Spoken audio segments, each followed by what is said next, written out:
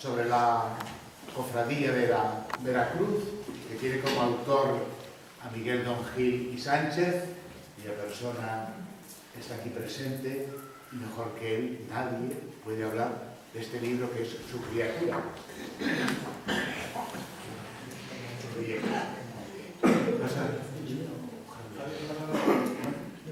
El prólogo lo tiene Javier Fernández Conde, que conocéis de sobra, profesor catedrático de Historia de la Universidad, sea emérito y sacerdote ilustre y con mucha historia también en esta diócesis. Y si alguien ha trabajado precisamente historias de nuestra diócesis y de la Iglesia, pues sobre todo de nuestra Iglesia diocesana, a la cual pertenece también esta cofradía, es precisamente Javier, y además es maestro de este autor que hoy nos presenta su libro. Y Javier nos puede hacer muy bien la introducción. Bueno, buenas tardes. Yo quiero presentar fundamentalmente a Miguel. Pues en ese sentido, me gusta muchísimo, estoy muy contento de estar aquí y de presentar un libro. Yo en mi vida académica hay dos cosas que me gustan, que más me gusta. Asistir a las tesis doctorales, porque claro, cuando un estudiante termina su carrera con el título de doctorado y con una tesis, siempre ofrece una novedad, aprende uno mucho. Y las tesis doctorales, cuando uno lee una tesis despacio para luego juzgarla, del asunto que trata la tesis, el que más sabe es el doctorado con toda seguridad, y es un acto académico donde los profesores, los que estamos aquí juzgando, si somos normales y sencillos, aprendemos mucho y luego los libros, cuesta mucho trabajo hacer un libro, se sufre un libro, una especie de embarazo de 9 meses, no sé cuánto o más, y luego también de parto doloroso, porque corregir pruebas y todo eso, respirar muy bien de la forma externa, que quede bonito. En este caso el libro a mí me gusta como quedó muy bonito, y Miguel ha tenido, no solamente tiene el contenido del libro, sino también el diseño, y diseñar, aunque tengamos muchos medios informáticos, no es fácil. Y bueno, también me gusta estar aquí por la cofradía.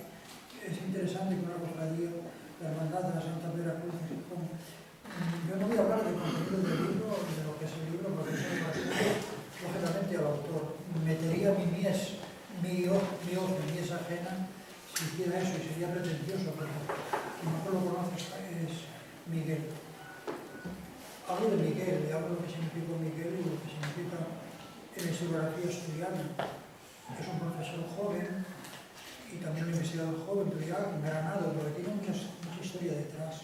Le gusta mucho la historia, ama la historia, y entonces sus libros, evidentemente, son libros serios, profundos.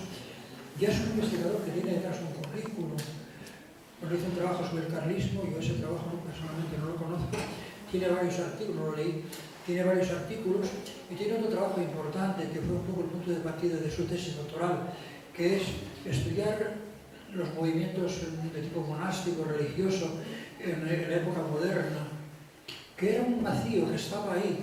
De medieval sabemos casi toda la historia de todos los monasterios. Preguntan a cualquier historiador de cualquier tipo que sea, y aparte del monasterio no sé, probablemente le va a hablar. Si me preguntáis a mí, como yo toda la vida me dedico a eso, pues también sé algo de los monasterios medievales, pero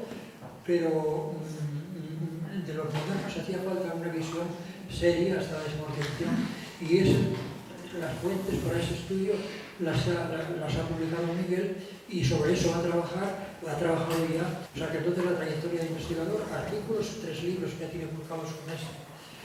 El interés de las cofradías no es un interés baladí, porque detrás de una cofradía hay muchas cosas. Por ejemplo, hay religiosidad popular, hay sociedad, se pagan mascotas, se suben, se bajan, hay contradicciones, hay polémicas, hay luchas, desaparecen, vuelven otra vez. Hay historia social, evidentemente. Hay religiosidad popular también, es lo que siente el pueblo según la etapa de la historia. Yo traté de asomarme un poco, hacer a grandes rasgos cómo era la historia del movimiento confraternal, en la historia de la Iglesia, a otras páginas muy breves, marcando un poco los hitos para situar esta cofradía en la que estamos hoy. Al principio, en la época pagana, en la época romana, el convento Tuvieron, que era una especie de cofradías para sufragar los gastos del entierro. Y los romanos lo tenían porque era costoso enterrarse. Después, en la época cristiana, al principio no hay cofradías todavía, pero cuando vino la Edad Media sí. La gente pobre necesita enterrarse, la tumba cuesta, hay exequias, etc. Hay que pagar diezmos, a veces no se tiene dinero y se ayudan unos a otros y fundan cofradías para eso. Luego vinieron los monasterios para hacerse con muchas donaciones, que eran confraternidades en los monasterios, terceras órdenes, etc. Y entonces todo, por ejemplo, Cluny, que se distinguió, Cluny son benedictinos. Cluny empieza en el siglo X, benedictinos es un poco anterior, pero recoge la regla de San Benito, la reforma, y luego tiene una potencia extraordinaria. La orden de Cluny en el siglo XI finales era tan poderoso casi como el Papa, un poder inmenso. Todo Occidente, desde Alemania hasta el Mediterráneo, estaba jalonado por abadías cluniacenses, y entonces lo que hacía era reforzar esa economía a base de donaciones de sus abadías, montando cofradías que animaban los frailes cluniacenses, frailes negros cluniacenses.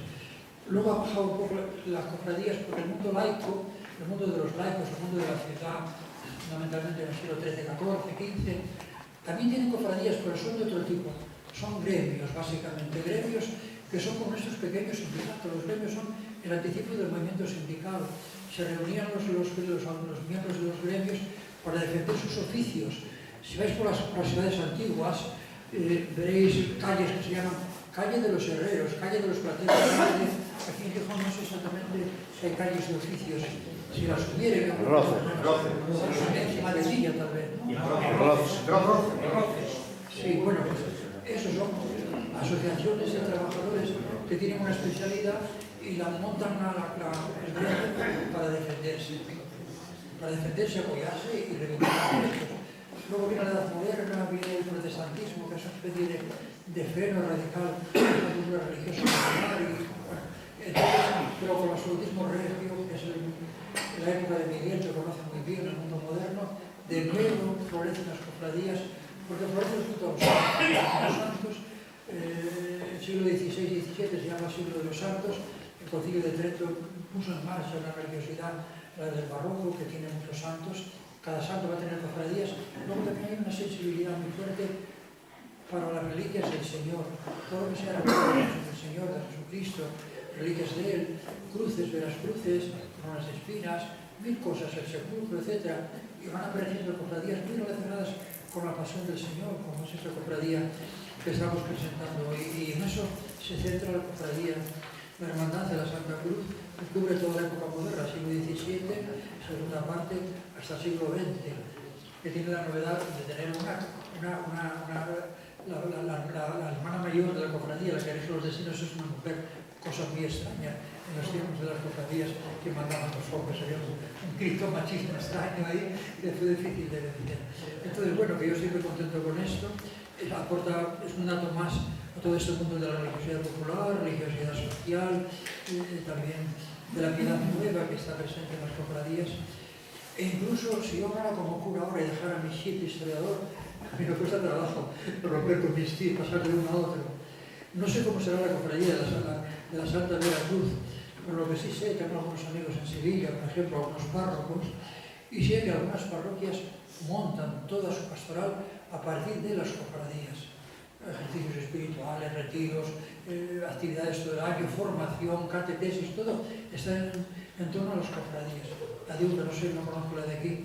Por lo que pude oír a la cofradía mayor, a la hermana mayor, esta semana está llenos de retiros, de actos religiosos, de procesiones, que es un signo de que estamos en una cofradía que tiene vitalidad religiosa. Y además de la religiosa tiene un capítulo, y termino ya. Me he alargado muchísimo, me enrollé demasiado, me he alargado muchísimo. Que además tiene una cosa muy bonita, que tiene un capítulo de gente joven, tiene 13 jóvenes, los amores de la cofradía, gente joven, y eso en los tiempos que corremos es mucho de agradecer. Por lo tanto, enhorabuena en primer lugar a Miguel por habernos puesto en las manos este libro, un libro pequeño, en páginas, pero muy aseado, muy bien editado, muy bien redactado y muy riguroso y muy exacto. Después también a la cofradía misma por haber haberse comprometido con su edición. Enhorabuena, porque tiene la historia de la cofradía, que no es frecuente tenerla, y eso es muy bueno. Y luego también la parroquia de San Pedro, que de las 3 cofradías que tiene, por lo menos esta está en una línea que también lo pastorado es importante. Pues enhorabuena a los 3 factores que intervinieron en esta obra que tenéis en la mano y podéis ajustar con gozo. Vamos. Bien, yo voy a decir simplemente 2 o 3 cositas. La primera, estoy encantado de asistir a este bautizo de esta tierra tuya.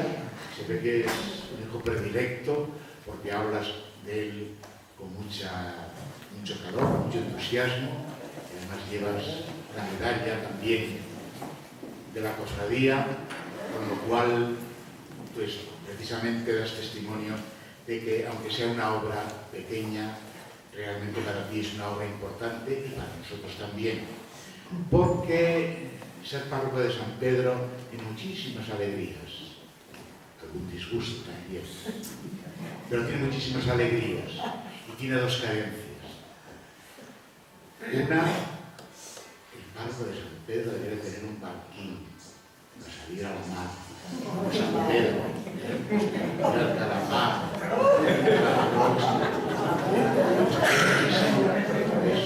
casi yo estoy dispuesto a renunciar al coche por salir en barco a esta preciosa valle real. Es una carencia que tiene, se lo digo muchas veces cuando vienen los compañeros y dicen, ¿qué parroquia? Y digo, pues tiene una carencia que además no es fácil esto subsanarlo, porque claro, si tienes barco igual creen que eres un potentado que sales a la mar con el yate. Yo, una chalupa era bastante. Y la otra carencia es el archivo. Sí, es verdad. El archivo, nadie sabe lo que supone realmente el haber perdido un archivo que era muy antiguo, posiblemente el más antiguo de Gijón, mucho antes que el municipal, y que además contenía la historia de esta parroquia, que era una historia muy rica. Yo conozco archivos parroquiales de las parroquias, por ejemplo la de Santo Tomás de Avilés, la de Sabugo, donde estuve de párroco, y su archivo comienza en el año 1600, y realmente allí hay mucha historia, y aquí habría mucha historia, y estaría la historia también de esta hermandad, de esta cofradía de la Veracruz, porque tendría sus libros y tendría también, naturalmente, sus documentos, y podríamos reconstruir, pues eso, porque es muy bonito ver de dónde venimos y qué es lo que han hecho nuestros antepasados, porque sería la razón también de lo que estamos haciendo nosotros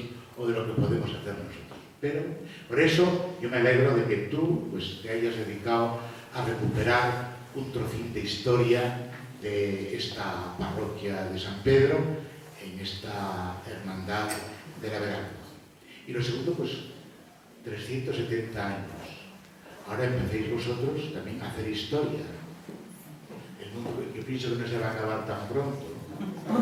Bien, pues hay que hacer historia, entonces, como lo hicieron vuestros antepasados, y la historia se hace de 2 maneras. Pues haciendo algo que merezca la pena y viviendo de tal manera que la vida pues llame la atención, por lo menos deje impronta, ¿no?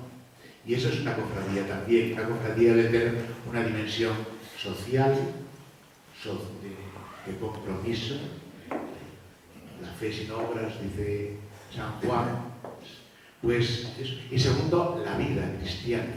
Yo, en fin, soy de los que creo que la cofradía no debe vivir solamente abocada a las procesiones de Semana Santa, sino que las procesiones de Semana Santa son, por así decirlo, un hito que visibiliza todo lo que se viene viviendo a lo largo del año. Y por eso, pues yo quisiera que hicierais historia de parroquia, hicierais historia de iglesia, y hicierais historia de ciudad también. Y mirad, hoy estuve hablando con un párroco, el de Villaviciosa, sabéis que tengo una gran amistad con él porque estuvo en esta parroquia, y Villaviciosa, para mi manera de ver, ha conservado, yo pienso que, no sé si digo algo de más, los historiadores estáis aquí, Pero la Semana Santa de Villaviciosa posiblemente es de las más genuinas, no sé yo si Javier estará de acuerdo. Pero me dijo que tenían 1800 cofrades. Y ahí voy. La cofradía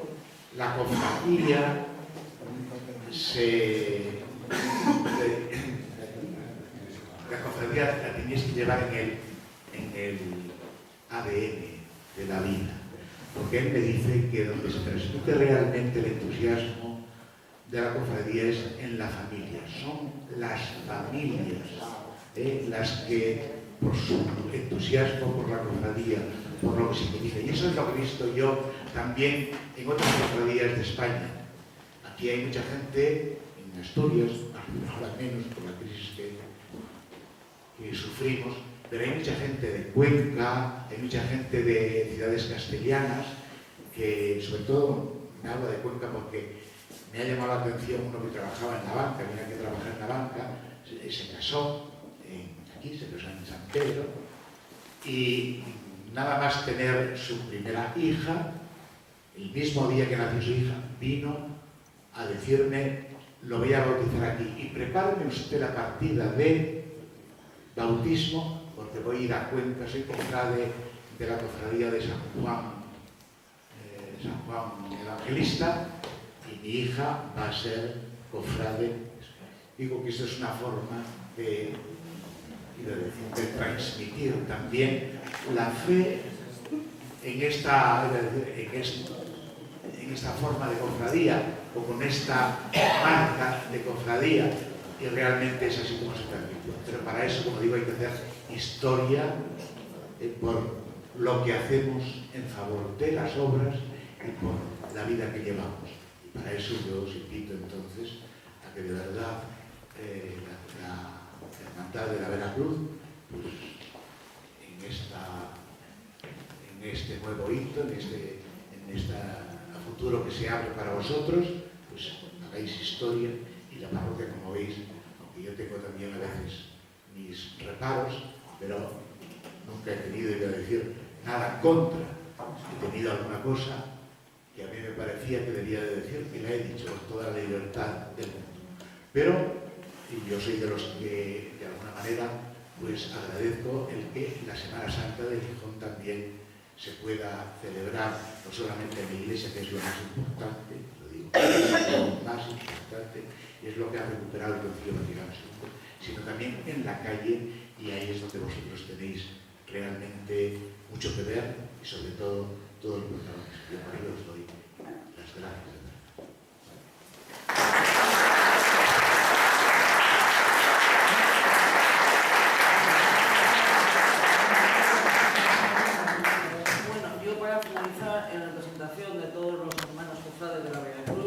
Agradeceros a todos vuestra presencia. En este caso también agradecer especialmente a nuestros compañeros y hermanos cofrades de la Misericordia de San Sepulcro, que también están aquí presentes para acompañar. En mi caso, dado que Miguel es uno de nuestros hermanos cofrades, pues únicamente decirle muchas gracias, que todos, yo creo que en este aspecto todos estamos súper encantados de que haya podido escribir este libro, y que esperamos que próximamente pueda escribir algún otro que, vamos, yo espero, más ya lo digo, que como en 5 años cumpliremos 25 años de haber recuperado nuestra profesión aquí en Gijón, pues a lo mejor también te puedes animar a escribir un librito, vamos, más reducido en el tiempo, pero que sí. En este caso también a Javier Fernández darle las gracias por hacer la presentación del libro, que es, vamos, sí, yo estoy de acuerdo con la encuesta, que Miguel parece como su protegido, pero que en este caso sí vale la pena, y esperemos que siga protegido. Y a la encuesta, como párroco de San Pedro, pues eso, en representación y en nombre de todos nuestros hermanos cofrades, darle las gracias por toda la ayuda que nos presta a lo largo de todo el año, no solo Semana Santa. Muchas gracias.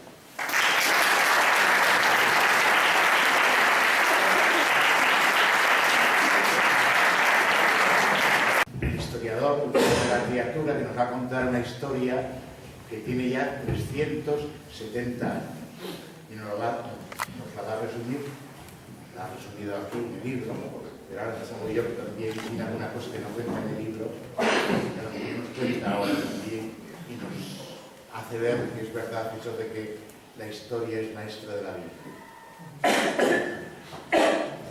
En primer lugar, buenas tardes a todos ustedes, y por supuesto gracias a vosotros dos por estas palabras tan cariñosas que me habéis ofrecido. Dice el refrán que es de bien nacidos ser agradecidos, y en este sentido quisiera comenzar mi intervención realizando una serie de agradecimientos a varias personas que han colaborado estrechamente a que este libro viese hoy la luz. En primer lugar, quisiera agradecer al propio Javier Fernández Conde, que tengo aquí sentado a mi derecha. Para los que no lo sepan, es párroco en Candamo, y bueno, ya lo comentó el párroco de San Pedro, es catedrático de Historia Medieval de la Universidad de Oviedo, y le agradezco de corazón el hecho de que esté hoy aquí, a pesar de sus múltiples ocupaciones, ayudándome a presentar este libro en el día de hoy.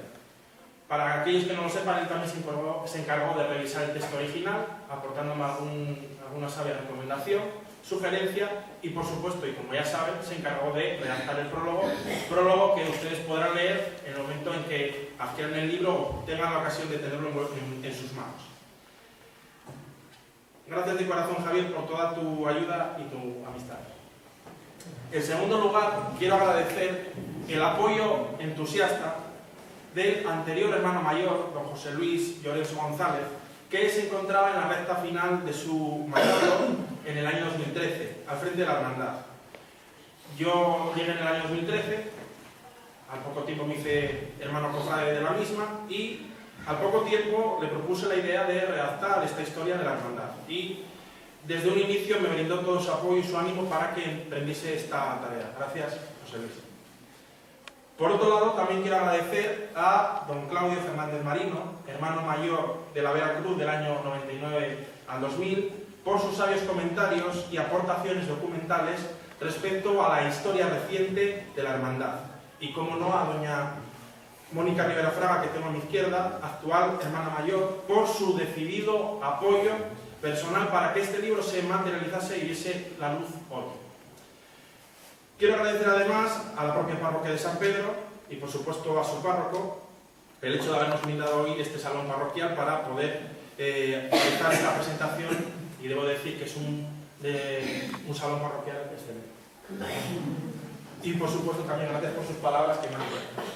Y dicho esto, y no por ello menos importante, aunque sea el último lugar, agradezco a todos ustedes por haber acudido a esta presentación hoy y estar aquí conmigo. Muchas gracias.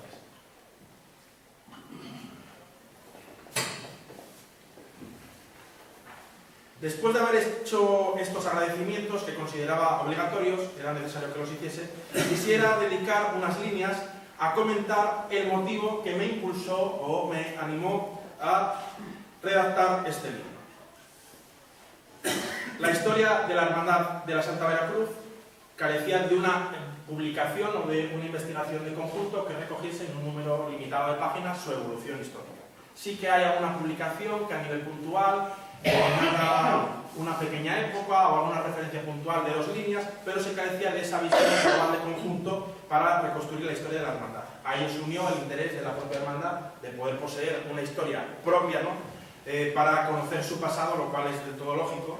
Y también, aunque esto es un fin secundario, pero también creo que es importante, el hecho de redactar y publicar este libro tiene otro objetivo, que es que los fondos que con él se consigan van a ir destinados a sufragar la talla de don José Arimatea, que acompañará a la imagen de la piedad al pie de la cruz, que será adquirida por la hermandad. Y yo creo que también es importante para contribuir a enriquecer el patrimonio artístico y religioso de la hermandad.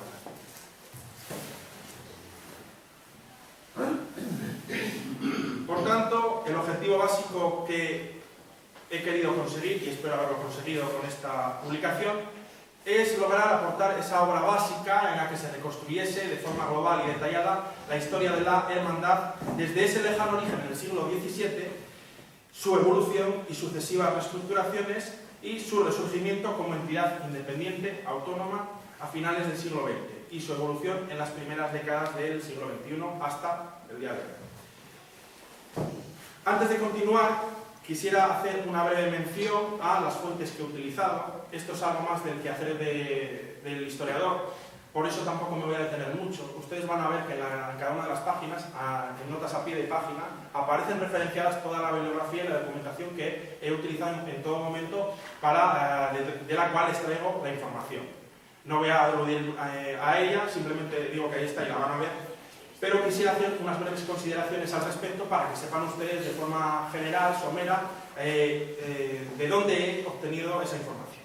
Como digo, las fuentes bibliográficas son limitadas, las que he podido conseguir pues las he utilizado, y lo que me ha supuesto un gran apoyo y ha tenido gran importancia en esta investigación ha sido recurrir a los artículos y las noticias contenidos en la prensa diaria de la ciudad y de la región para la época más reciente, ¿no? Las últimas décadas, el siglo XXI fundamentalmente. También he acudido para las épocas más antiguas a la consulta de documentación del archivo de la Ilustre Hermandad de la Santa Veracruz, del Archivo Histórico Diocesano de Oviedo, y también es importante la sección asturiana del Padre Patac, adscrita a la Biblioteca Pública Jovellanos de Gijón, fundamentalmente. Y por último, para la época más cercana, también he recurrido a la memoria oral transmitida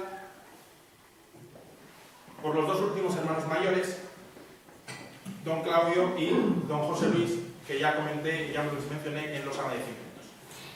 Después de hechas estas advertencias generales o esta exposición de los motivos por los cuales me he decidido a realizar esta publicación y las fuentes, y si les parece bien a todos ustedes, quisiera aprovechar la ocasión para aportar unas pequeñas pinceladas respecto a la evolución histórica de nuestra hermandad, con el fin de adelantarles algunos datos sobre su historia y que de este modo se animen a posteriormente conseguir el libro y leerlo, en el cual por supuesto se extiende y detalla ampliamente esta evolución histórica de la hermandad, que yo trataré ahora de resumir muy sintéticamente, unos 30 a 40 minutos.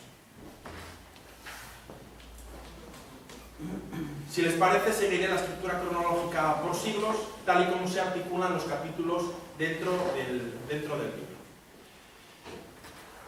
Los orígenes de la Ilustre Hermandad de la Santa Veracruz, creo que ya lo he mencionado con anterioridad, y si no lo hago ahora, están, como saben, en el siglo XVII. El Gijón en que nace esta hermandad, inicialmente cofradía, es una villa de reducidas dimensiones geográficas y poblacionales, contando con unos cientos de habitantes y reduciéndose su asentamiento al barrio actual de Cimavilla. La actividad profesional fundamental de los gijoneses, lógicamente, por su vinculación con el mar, era la pesca, por lo que el principal grupo de los fundadores de esta hermandad serán los pescadores. Y estos hombres de mar decidieron unirse en cofradía con otros grupos de penitentes, adoptando el nombre de la Cofradía de la Santa Veracruz. Es decir, mismo nombre, lo único que, como ven ustedes, es Cofradía de Santa Veracruz, no hermandad, pero bueno, salvo eso es lo mismo. Y en su fundación tendrán una intervención o papel importante los frailes franciscanos radicados en la región, establecidos en varios centros por toda Asturias.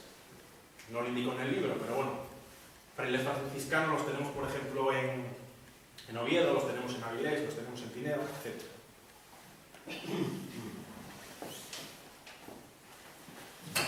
Y estos frailes franciscanos, en concreto, lo más plausible es que fuesen los frailes franciscanos de Oviedo, fundan, como digo, en Gijón, esta cofradía.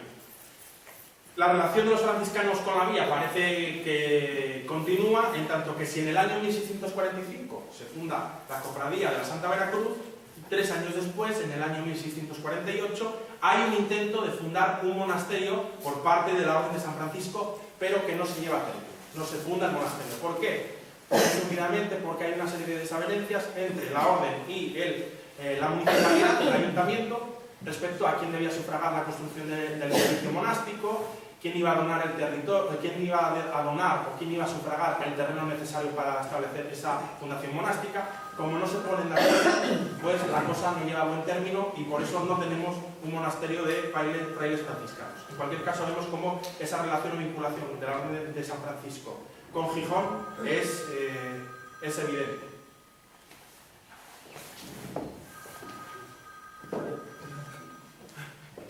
¿Te veo que sí? Vale, perfecto.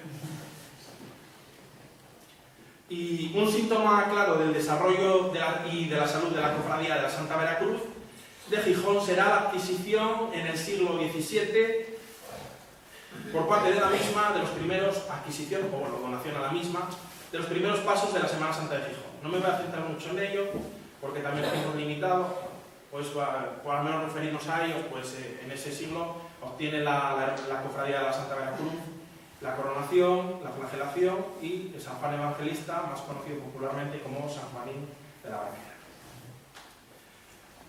Por otro lado, avanzado el siglo XVII, observamos como la cofradía de la Veracruz también se le denomina, y esto es muy interesante, no sé si alguno de ustedes lo sabrá, se le denomina de la misericordia indistintamente.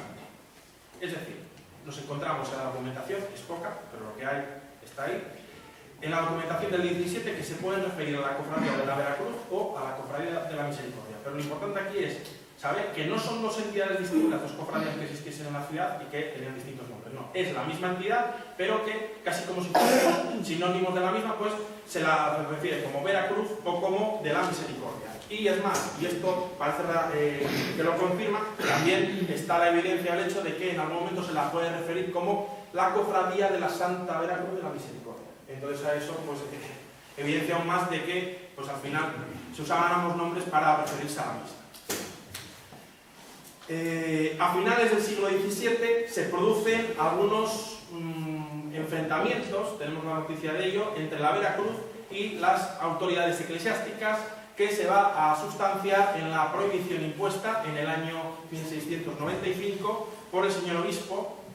En concreto, el obispo en aquel año era Simón García Pedrejón, de que no saliese de la cofradía en la próxima Semana Santa. Si bien hay poca información a este respecto, es decir, más nada ya de saber que hay un conflicto entre el obispado y la cofradía y de que se le prohíbe salir en la próxima Semana Santa, no podemos decir nada, al menos por el momento. Yo no encontré más documentación para poder indagar el motivo. Pero sabemos que hay unas pequeñas tensiones a finales del siglo XVII entre la cofradía y el obispado. Llegamos al siglo XVIII, que yo denomino periodo de reestructuración. Bueno, pues a nivel gijonés, la cofradía de la Santa Veracruz inició en el siglo anterior las tradiciones de la Semana Santa gijonesa, es decir, en el siglo XVII, y mantiene la organización de sus actos en exclusiva durante más de un siglo. Es decir, que dentro de las cofradías de la villa será, vamos a decir, una de las más importantes o destacadas al tener este cargo de mantener la organización de los actos de la Semana Santa de forma destacada. Avanza el tiempo y hay que comentar que la cofradía se mantiene con este nombre de la Cofradía de la Santa Veracruz hasta el año 22 de febrero del año la fecha del 22 de febrero del año 1784. Ese día, por acuerdo de la mayor parte de los cofrades de la Santa Veracruz, la corporación pierde su individualidad y sus bienes que pasan a fusionarse con los de la Hermandad de la Santa Misericordia. Atención, y esto es un dato importante, la Hermandad de la Santa Misericordia se va a fundar en esa misma junta, a la cual se unen además los bienes de otras cofradías extintas anteriormente de Gijón, en concreto la Concepción, Santa Bárbara y San Roque, y cuyo fin era dotar a la villa de una hermandad poderosa. Explico esto un poco más. Lo que se produce en esa fecha es, por decisión propia de la Cofradía de la Santa Veracruz, su disolución, pero no es que estuviese en una situación delicada o simplemente que quisiesen acabar con la entidad, sino que se la disuelve con el fin de pasar a crear una entidad más amplia, con más poder, con más medios, que sería esa hermandad de la Misericordia. Podemos decir, por tanto, que es una especie de evolución o metamorfosis, si se quiere, de la cofradía de la Santa Veracruz, que se transforma o pasa a ser la hermandad de la Santa Misericordia. Por tanto, ahí es en esa unión que acabamos de comentar. Llegamos ya al siglo XIX, que denomino en el libro periodo de consolidación. La cofradía va a ir aumentando el número de miembros y a medida que la villa de Gijón crezca poblacionalmente, esto se hará más evidente. Podemos decir que será a partir del siglo XIX cuando el crecimiento poblacional de la villa de Gijón vaya creciendo de forma más notable, un poco de la mano de la incipiente industrialización que se introduce en el siglo XIX, o aumento del comercio marítimo, etc. Lógicamente, cuando una población, ya sea una villa o una ciudad, crece el número de habitantes, pues es más fácil que haya más habitantes interesados en hacerse miembros de una de sus cofradías. En este caso, por tanto, se justifica ese aumento importante de miembros de la cofradía de la Santa Misericordia. A principios del siglo XIX, no obstante, es un contexto delicado. Los trastornos políticos del país de ese inicio de siglo vienen a paralizar tristemente la vida de la corporación, que deja de celebrar sus juntas en el año 1839. Deja de celebrar sus juntas, vamos a decir que queda en estado de letargo, no tiene actividad, pero no se disuelve la entidad, simplemente deja de tener actividad. Digo que el inicio del siglo XIX es un contexto de trastornos políticos. Esto no viene en el libro, pero por decir dos líneas. ¿Qué pasa a principios del siglo XIX? Pues es un contexto de crisis política. Por un lado tenemos a inicios del siglo la invasión napoleónica y posterior guerra de independencia a partir del año 1808. Ese es un estado convulso. Por otro lado, estamos en el contexto, en la primera mitad del siglo XIX, en el contexto de las desamortizaciones por parte del Estado, que va a arrebatar los bienes de ciertas entidades, sobre todo la más dañada va a ser la Iglesia, sobre todo las órdenes monásticas, y también van a ser atacadas los bienes de las cofradías. Este también es algo negativo.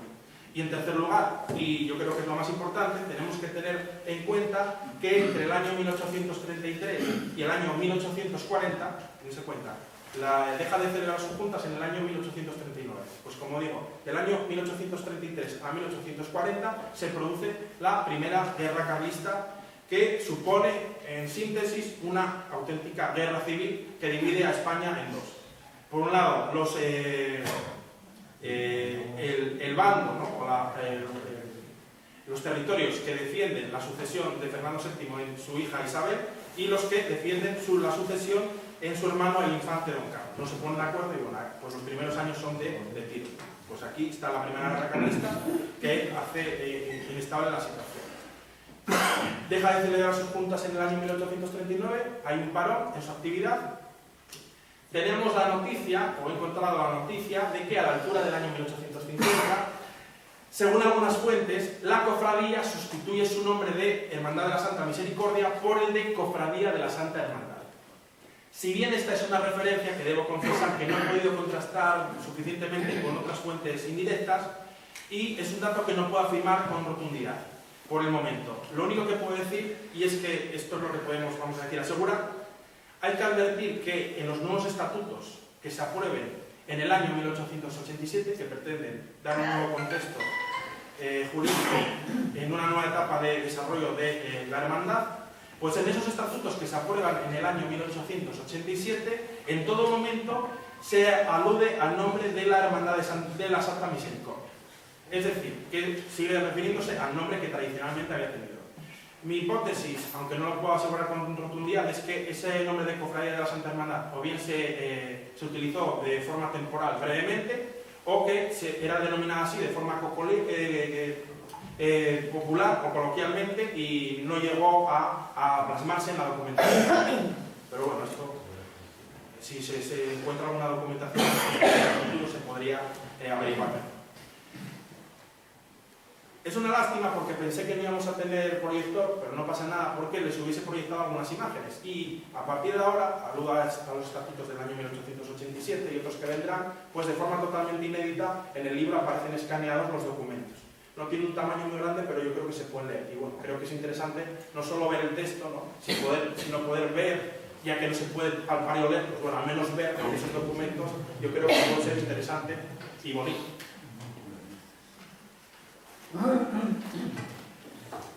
Voy a referirme muy brevemente a esos estatutos que se aprueban en el año 1887, en el libro aparece más detallado.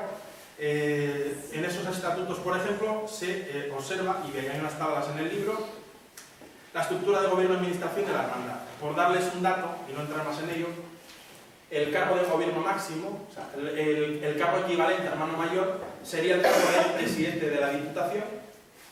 Ese sería el cargo máximo, el presidente de la Diputación, y la persona que estaría encargada de estar al frente de él sería un sacerdote, pero no se indica nada respecto a las características o condiciones que tendría que tener. Si tenía que tener una edad mínima para acceder a ese cargo, o si tenía que ser, por ejemplo, el párroco de San Pedro, no indica nada. Solo sabemos que la condición exigida era que fuese sacerdote.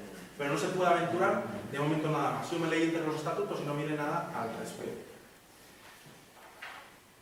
Para concluir este siglo XIX hay que destacar que los últimos años del mismo y ya los primeros años del siglo XX conocerán la época de mayor esplendor de la Semana Santa de Gijón y por supuesto de nuestra hermandad.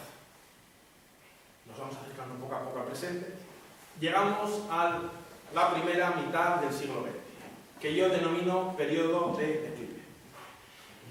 La Hermandad de la Santa Misericordia se va a mantener en pleno funcionamiento, no es que estuviese en decaimiento, en los primeros decenios del siglo XX estaba, tenía un desarrollo totalmente normal, se mantiene en pleno funcionamiento, como digo, hasta el año 1936. ¿Por qué? Como todos ustedes saben, en el año 36 es el momento en que se inicia la Guerra Civil en España, que supone un periodo de caos e inestabilidad que llevó a la corporación a entrar en un estado de letargo, dado el desarrollo bélico. Pero, no obstante, debemos referirnos a esas primeras décadas del siglo XX que llegan hasta la referida guerra, para ver en qué estado se encuentra la hermandad. La Hermandad de la Santa Misericordia desarrollará las actividades que le son propias, tal y como venía haciendo en el siglo pasado, teniendo una amplia implantación en la vida de la ciudad. Entre sus iniciativas cabe destacar, por ejemplo, la edición de textos piadosos o de temática religiosa. También destacará el patrocinio y desarrollo de conferencias sobre temas de importancia a las que podían asistir todos los gijoneses de manera pública y gratuita, por tanto, dentro de esos fines o dentro del ámbito de los fines sociales de la corporación. Una vez concluida la Guerra Civil, en el 39, y cuando comience la reconstrucción de los templos de la villa, se planteará la renovación de la vida pública religiosa de Gijón. Quiero hacer un paréntesis para decir, y esto no viene en el libro, pero es importante destacarlo, en el transcurso de la guerra, la iglesia de San Pedro, como saben, y esto es fácil, entran en internet, ponen iglesia de San Pedro, guerra civil, etc., y aparece. Queda totalmente derruida hasta los cimientos, y es una pena porque era un monumento arquitectónico de la iglesia excelente, pero además por todo lo que ella contenía. Hay que tener en cuenta que se pierde el archivo parroquial, casi en el 99,9%, quedan 3 o 4 legajos que un día me enseñó, pero aparte de eso, lamentablemente desapareció todo. Y yo personalmente, aunque considero que el archivo municipal tiene mucha documentación a nivel histórico, considero que la riqueza que tenía el archivo de la iglesia parroquial de San Pedro para conocer cómo era la vida de la villa de Gijón, pues era, yo creo que bastante más rico, y además empezaría en épocas más tempranas que las del archivo municipal. Como digo, se pierde el archivo municipal, se pierde el archivo parroquial, pero no solo el archivo parroquial, se pierde el archivo de la Hermandad de la Santa Misericordia. Se pierden los documentos, se pierde el archivo, y también se pierden las imágenes de la villa que salen a procesionar en Semana Santa. Todo ese patrimonio artístico religioso, pues, como digo, se pierde.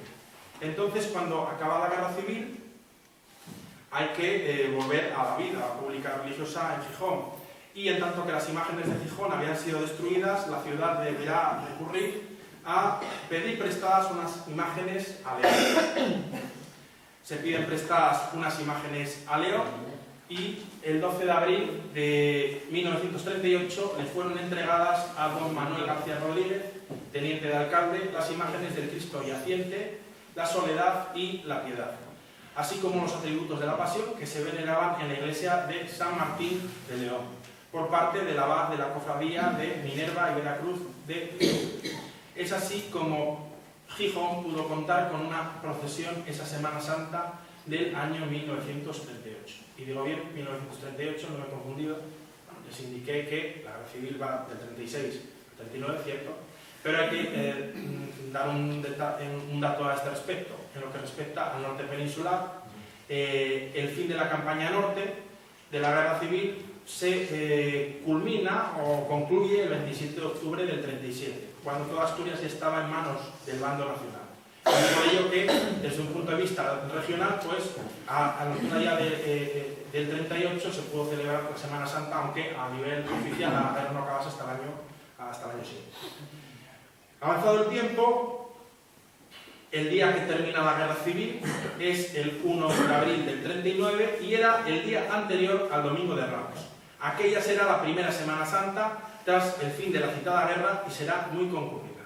La Hermandad de la Misericordia estará encargada de organizar los cultos, pues que hay que decir que, creo, no sé si lo comento en el libro, creo que no, pero gracias a donativos de gente de la ciudad, de la villa, parroquianos de San Pedro, pues van a ayudar a que tímidamente pues, se pueda celebrar una modesta Semana Santa para recuperar pues, la Semana Santa y las procesiones en Gijón.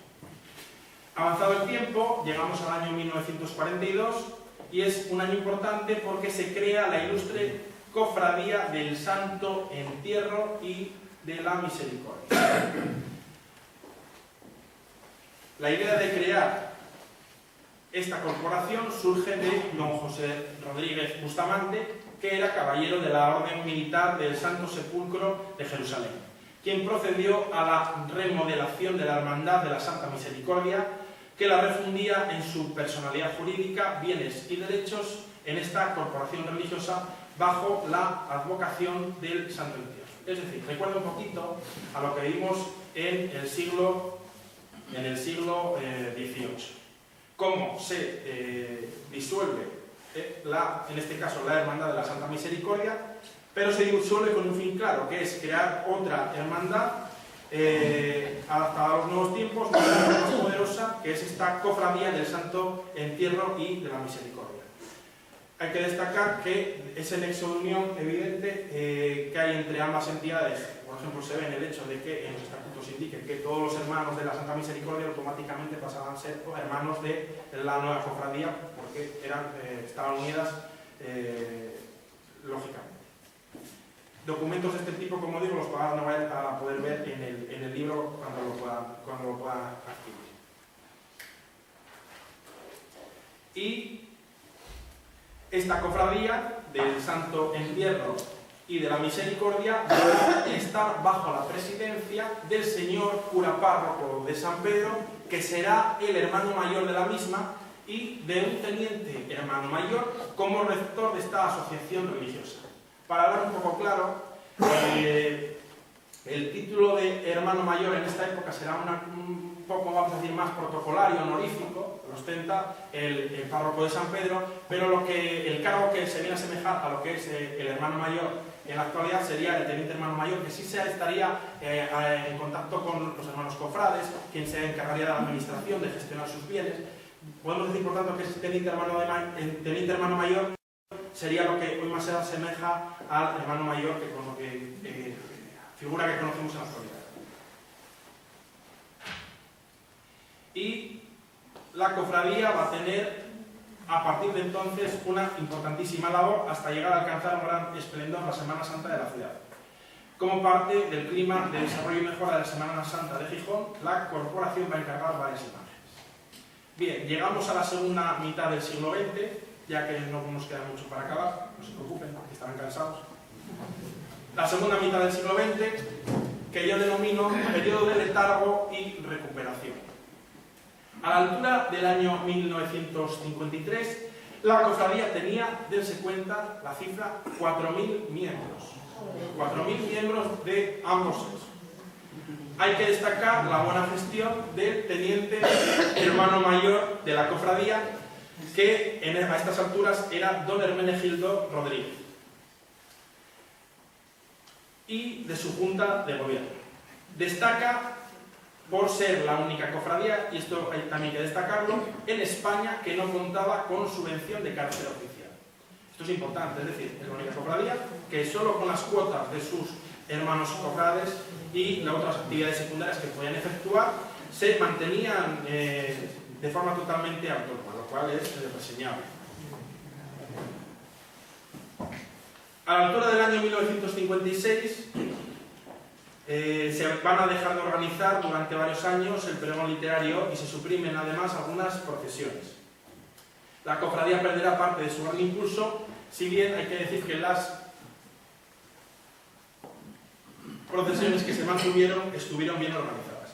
Estamos en el contexto, debemos recordar, los profundos cambios de mentalidades de la sociedad española, así como estamos ya a la altura del Concilio Vaticano II, que se celebra de 1962 al 65, que van a determinar que decaigan en Gijón las procesiones, y es así como la última procesión de Semana Santa que sale en Gijón fue la del Santo Entierro a las 8 de la tarde del Viernes Santo, día 20 de abril de 1973. ¿Qué ocurre ahora? Pues que desde el año 1973 hasta el año 1995, la Cofradía del Santo Entierro y de la Misericordia entra en un periodo de letargo en el que se paralizan totalmente sus actividades. La Cofradía, como entidad asociativa canónica, siguió existiendo, aunque sus cofrades dejasen de reunirse y de realizar las actividades que les eran propias. Llegamos a ese año 1995, donde se retoman las procesiones en Gijón. Cabe destacar que los niños y jóvenes de la Juventud Mariana, organización juvenil ideada por la comunidad de Hermanos de la Salle, siendo ya adultos, vuelven a tener una especial importancia como cofrades veteranos que desempeñan un papel crucial, importante en las procesiones de la Semana Santa. La primera procesión del 95 salió en nombre de la Cofradía del Santo Entierro y de la Misericordia, aunque, como vemos, llevaba varias décadas sin ningún funcionamiento. En aquella ocasión solo salen las imágenes de San Juanín de la Barquera, la Dolorosa, el Nazareno con la cruz a cuestas y el Cristo yaciente, que se encontraban en mal estado después de tantas décadas sin uso, pero que eran las únicas que se conservaban. Otro año importante es el 96, porque en el año 96 la cofradía será inscrita en el registro de asociaciones del Principado de Asturias. Y es sintomático que aquel año se den de alta, con este nuevo clima de vuelta a la actividad, se den de alta en el 96 un total de 130 nuevos cofrades. Es una cifra importante. Y el hermano mayor sigue respetándose lo de los estatutos del 42, sigue siendo el párroco de San Pedro. Y en este marco de organización y reforma, en el año 1998, la Junta de Gobierno de la Cofradía toma el acuerdo de reformar los estatutos, y en esta remodelación de los estatutos de la Cofradía se establece el desgajamiento independiente y el funcionamiento ya autónomo, una vuelta a la autonomía, de las cofradías y hermandades que la conformaban. Es como se da vida autónoma, por tanto, para nuestros intereses, a la ilustre Hermandad de la Santa Veracruz, pero también a la Cofradía de la Santa Misericordia y a la Cofradía del Santo Sepulcro. En la misma fecha del 24 de noviembre del 98, que se firma el acta de disolución de la Cofradía del Santo Entierro y de la Misericordia, en ese mismo día, y de ahí ese nexo de unión también, se firman los nuevos estatutos de la ilustre Hermandad de la Santa Veracruz. Y para facilitar la coordinación de las cofradías y hermandades de Gijón, como ustedes sabrán, se decide el establecimiento de una Junta Mayor de Cofradías y Hermandades Penitenciales de Gijón que agrupase a las corporaciones existentes en Gijón y en las que pudiesen surgir en un futuro. Pero de momento no ha surgido ninguna otra más. El año 99 será elegido como hermano mayor de la ilustre hermandad de la Santa Veracruz, don Claudio Fernández Marino, que tendrá la responsabilidad de iniciar la nueva andadura de la hermandad de forma autónoma con todo lo que ello supone. Casi empezar por recuperar una administración propia, un archivo, unas actividades, dotarse de unas imágenes, etc. ¿no? Pues esto es una época de cambio y de mucho trabajo. Llegamos ya a los primeros decenios del siglo XXI, ya nos quedaba menos, lo que yo denomino como periodo actual. El nuevo milenio trae un periodo de desarrollo e implicación en la vida de la ciudad de la actividad de las cofradías y hermandades de Gijón. Posteriormente a la Semana Santa del año 2000 será nombrado nuevo hermano mayor don José Luis Llorens González. Y avanzado el tiempo, como hecho reseñable, cabe destacar que en el año 2004 la hermandad realizó una peregrinación a Santiago de Compostela para ganar el jubileo. Año a año, en este nuevo milenio, las procesiones de Semana Santa se van incrementando en esplendor con la adquisición de nuevos pasos. En concreto, y para nuestros intereses, en la Hermandad de la Santa Veracruz, en el año 2005, se adquiere el paso de la Piedad. Y en el año 2006 supone un granito en la última etapa de la Hermandad de la Santa Veracruz, pues la ciudad de Gijón tuvo el honor de acoger en el mes de septiembre la 23 Peregrinación Nacional de la Confraternidad de Hermandades y Cofradías de la Veracruz, que organiza y coordina a nivel nacional todas las cofradías y hermandades bajo a la advocación de la Santa Veracruz. fue un acto muy importante que tuvo mucha difusión en los medios de comunicación de la región y de la ciudad, como ustedes saben. Esto es muy reciente, se acordarán. En el año 2008, la hermandad adquiere, para aumentar su patrimonio artístico religioso, la imagen de la Verónica, y ese año 2008 también es importante, pues aprueban los nuevos estatutos de la hermandad por parte de la Asamblea General Extraordinaria celebrada el día 15 de junio. Estos estatutos del año 2008 van a ser los que en el 2009 sean aprobados canónicamente por el arzobispo de Oviedo el 3 de abril. El arzobispo de Oviedo en aquel momento, como ustedes saben, era don Carlos Osoro Sierra, y se instituye en ese momento a la hermandad como una asociación privada de fieles con personalidad jurídica en la archidiócesis. Motivado por su cariño a esta corporación y por haber aprobado los nuevos estatutos, la hermandad va a decidir otorgarle a don Carlos Osoro, siendo ya arzobispo de Valencia, el nombramiento de hermano honorario, nombramiento que aceptó con sumo agrado. Avanzado el tiempo, en el año 2012 tiene cierta relevancia con respecto a la dotación y mejora de los pasos de la hermandad, en tanto que se produjo una gran recuperación. Tras varias décadas de olvido, perdido en un desván, el Cristo flagelado saldrá en la Semana Santa de ese año.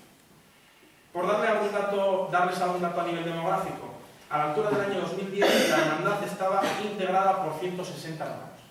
En principio, bueno, parece una cifra pequeña, pero hay que tener en cuenta que al principio del nuevo milenio, en el 2000, apenas llegaban a los 70 hermanos. Es decir, que tiene un índice de crecimiento de un 228%. Entonces, a nivel interno, pues tiene una vitalidad, vamos a decir, demográfica, pues importante. Y en esta hermandad, las mujeres, como la mayoría de ustedes saben, también se encargan de portear. Otro hito importante se produce en mayo del año 2013, cuando se convoque las elecciones para elegir a un nuevo hermano mayor. Después de un mandato tan largo como el de José Luis Llorens, del 2000 al 2013, era lógico, bueno, pues un cambio. Y en este cambio será elegida para estar al frente de la corporación por mayoría doña María Mónica Rivera Fraga, un hito histórico al suponer la primera mujer que está al frente de la hermandad y la primera de todas las cofradías de la ciudad, que es un dato que a Javier le llama mucho la atención, el hecho de que tengamos por fin una mujer al frente de la hermandad. Y en este clima de cambio, y de novedades, en la pasada Semana Santa del 2014, la hermandad introduce una novedad. Los porteadores por primera vez no utilizarán capa con el objetivo de facilitar sus movimientos y no correr el riesgo de poder pisarlas. El 4 de octubre del 14, la hermana mayor, Mónica Rivera Fraga, comunicó públicamente el nombramiento de los anteriores hermanos mayores, don José Luis Llorens González y don Claudio Fernández Marino, como hermanos honoríficos, en reconocimiento a su importante papel en el desarrollo de la ilustre hermandad de la Santa Veracruz en los 2 últimos decenios, en esta nueva etapa de autonomía. Días después, dense cuenta que poquito tiempo pasó, el 10 de octubre del 14, en reunión de la Junta de Gobierno, por unanimidad se aprobó la edición de este libro que ustedes están viendo y que van a poder leer, y considero que el apoyo y edición por parte de la hermandad de este libro supone fomentar el rescate y la difusión de su historia. Para terminar, en los últimos meses del año 2014 y los primeros del 2015, la hermandad se ha dedicado enteramente a los preparativos de la Semana Santa del año 2015, que comenzará próximamente, en concreto, el domingo 29 de marzo. Bueno, hasta aquí llega mi presentación. Espero que les gustase este breve repaso muy rápido de la historia de la hermandad, y confío en que cuando lean mi libro les resulte tan ameno e interesante como a mí me resultó escribirlo. Muchas gracias a todos.